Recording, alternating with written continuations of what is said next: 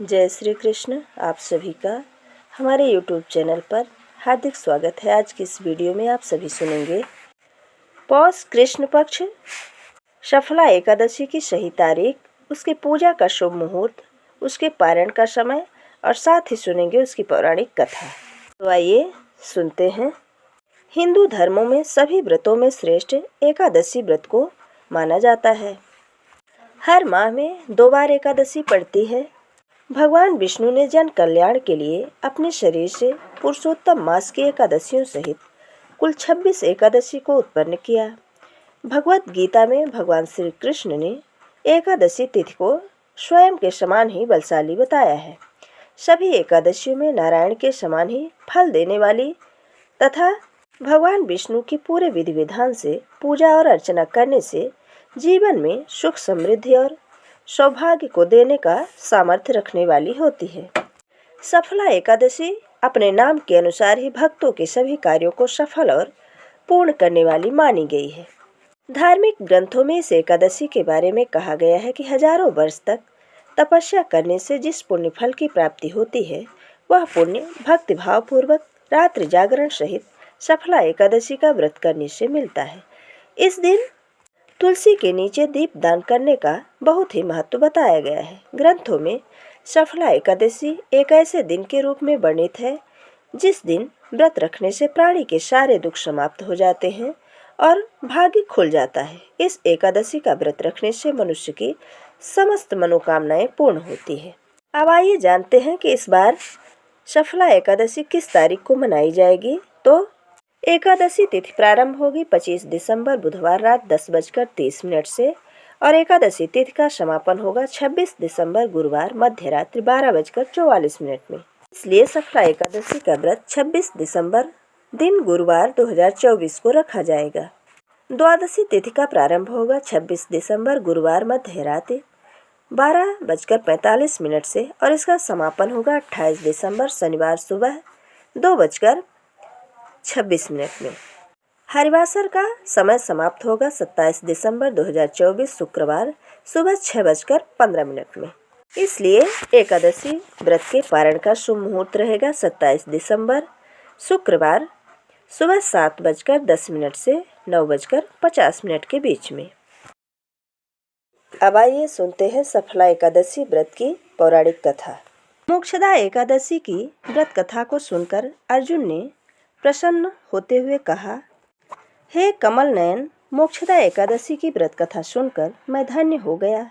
हे मधुसूदन, अब आप पौष मास के कृष्ण पक्ष की एकादशी की महिमा बताने की कृपा करें। उस एकादशी का क्या नाम है, उस दिन किस देवता की पूजा होती है और उस व्रत का क्या विधान है, मुझ पर कृपा करते हुए यह सब आप मुझे विस्तार पूर्वक बताएं।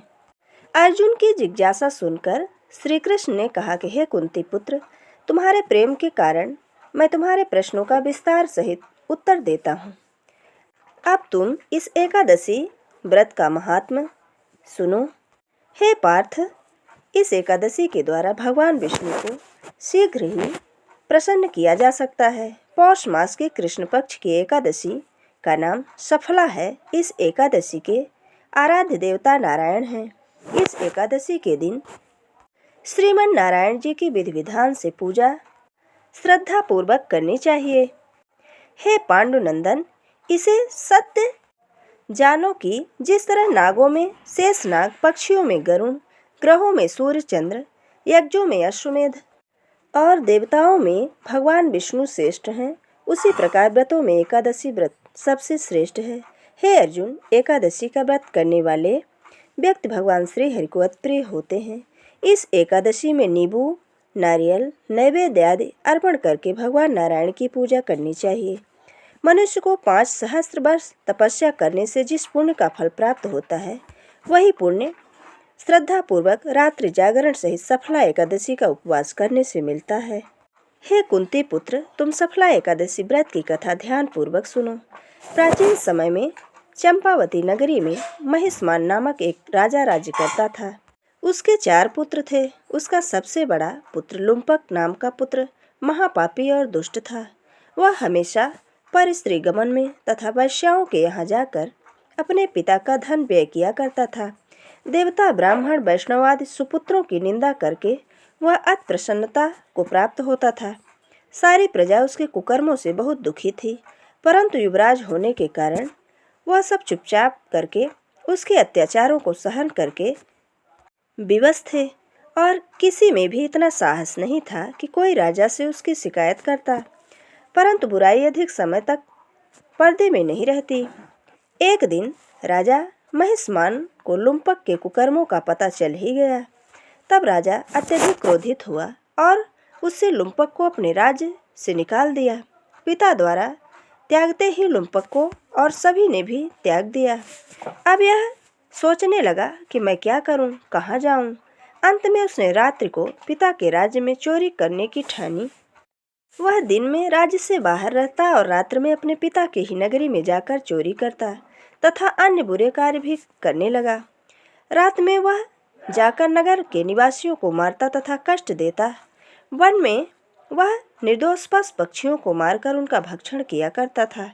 किसी किसी रात जब वह नगर में चोरी आदि करते हुए पकड़ा जाता तो राजा के डर से वह पहरेदार उसे छोड़ देते थे। कहते हैं कि कभी कभी अनजाने में भी प्राणी ईश्वर की कृपा का पात्र बन जाता है। ऐसा ही कुछ लुम्पक के साथ भी हुआ। जिस वन में वह रहता था वह वन भगवान को भी अति प्रिय था। उस वन में प्राचीन एक पीपल का वृक्ष था तथा वन को सभी लोग देवताओं का क्रीड़ा स्थल मानने लगे थे। वन में उसी पीपल वृक्ष के नीचे महापापी लुम्पक रहता था। कुछ दिन बाद पौष मास के कृष्ण पक्ष की दशमी के दिन वस्त्रहीन होने के कारण लुम्पक तेज ठंड से मूर्छित हो गया। ठंड के कारण वह रात को सो न सका और उसके हाथ पैर अकड़ गए।